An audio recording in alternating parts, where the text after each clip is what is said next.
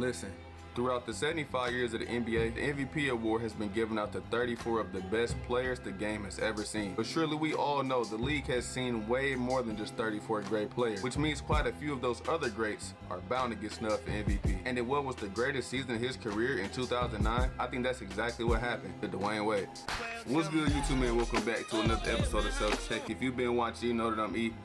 And it's been a minute since my last upload, huh? Oh, hell no, man. What the fuck, man? But we ain't even gonna get into that. If you're a returning viewer, what's good, go? I appreciate you coming back to another one. If you're a new viewer, welcome to Self Check. Stay towards the end of the video. I'm sure you're gonna like it. And as soon as you get done with this one, go check out some of our other work. I'm sure we got something you're gonna like. If you come across this video and you're feeling it, be sure to drop a thumbs up. It helps the channel out a ton. It'd be much appreciated. And without further ado, man, let's get into the video. So the 2009 NBA MVP race went a little something like this.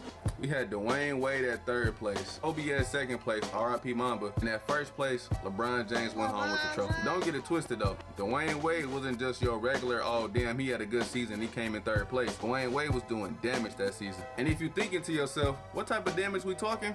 Don't worry, I got y'all covered. He was first in scoring, second in PER for all my advanced stat heads out there, second in steals, ninth in assists. Technically he was eighth. Gilbert Arenas only played 2 games that season, and in those 2 games, Gilbert Arenas averaged 10 assists. But you can watch out with that. We ain't even gonna count that. He was 25th in blocks. The league wasn't on this whole small ball era yet. We still had basically 2 bigs in the paint. And for him to kind of be that high, 25th in blocks, it's the all-time shot blocker for guards we talking about. If you didn't know that about Dwyane Wade. 3 50-point games. Tied with LeBron for the most 50-point games that season. First team All-NBA. Second team All-Defense. I'm telling y'all, like I said, Dwyane Wade was doing damage. Let's look at Dwyane Wade's supporting cast, right? That season, the Miami Heat finished 43 and 39. They were only 4 games over 500. So to say that all 30 of those points that Dwyane Wade was putting up that season is an understatement. The next best scorer for the Miami Heat that season was Michael Beasley. For the most part, pretty much served as the 6th man, and he only averaged like 14 points per game. So the next best scorer for the Miami Heat that season wasn't even putting up half of what Dwyane Wade was putting up that season. Close, but not exact. Shout out to Michael Beasley though. He's still a bucket, don't get it twisted. But y'all remember when he was on the Lakers and he was about to check up in the game but didn't have his game shorts on under his uniform?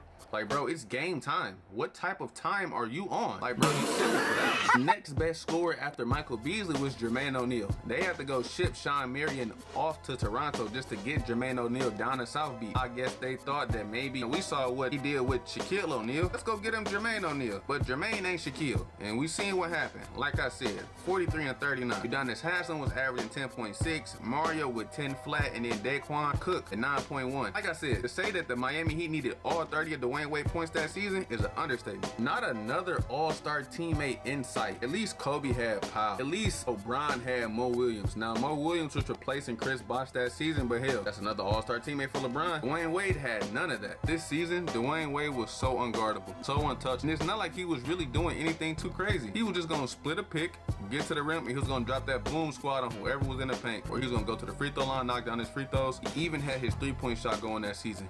If you know Dwyane Wade has never really been a great 3-point shooter at any point in his career. For his career, Dwyane Wade has only hit 549 threes. 88 of those threes came from this season, so everything was going well for Dwyane Wade that season. The key word we all need to keep our eye on is volume. Even with Dwyane Wade, this Miami Heat team was only 4 games away from the 8th seed. If you snatched Dwyane Wade off this team, that Miami Heat team would have been right down there with the Sacramento Kings, if not lower, for the worst record in the league. The Lakers, at least they would still have Powell, Trevor, Derek Fisher, Andrew Bynum, Lamar Odom, so they would still kind of win some games. The Cavs, now we all know what happens when you take LeBron off the Cavs, or really any team, that team becomes instant dog shit. But I still believe that if you took Dwyane Wade off that Miami Heat team, they would have been lower than those Cavs teams or the Laker teams without LeBron or without Kobe. I'm gonna keep it a bean with y'all. Now that I look at the numbers, I don't even think Bean should have came in second place for that MVP. What put Bean above D Wade in this MVP race had to be the fact that the Lakers were 22 games better than the Miami Heat. But the damn show wasn't the stats. Besides averaging a whopping 0.2 more rebounds than Dwyane Wade, and 3-point shoot percentage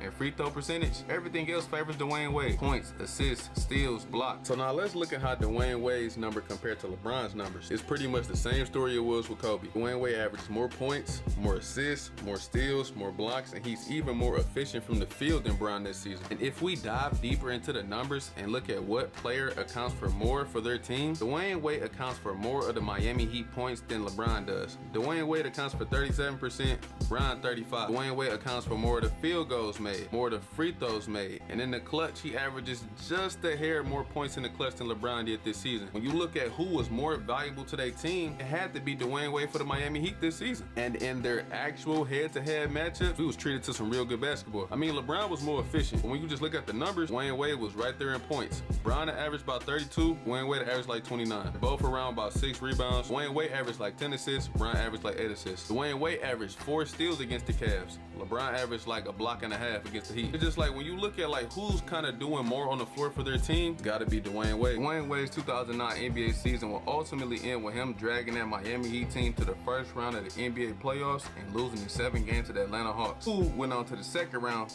and got swept by LeBron James and the Cavs. The greatest season in Dwyane Wade's career ended with him getting bounced in the first round, that's tough, and getting robbed for the 2009 NBA MVP.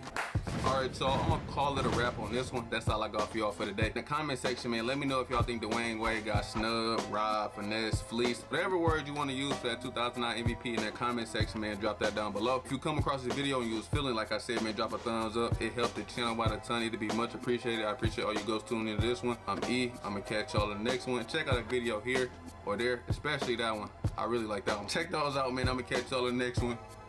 Peace.